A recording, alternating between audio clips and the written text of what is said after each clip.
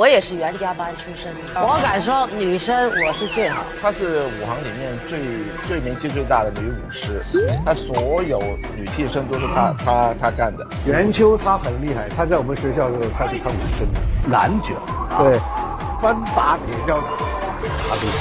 原来包租婆袁秋年轻时这么厉害，她师承京剧大师于占元，不走花旦路线，而是主攻武生，可以说是门下最出色的女弟子。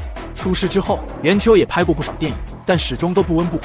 直到多年后，被星爷邀请出演功夫中的包租婆一角，这才被很多观众熟知。后来在一次采访中，袁秋曾提起自己的童年，说自己从小脾气就很倔强，7岁时被家里送到京剧学院学艺。面对当时男强女弱的环境，他很是不服。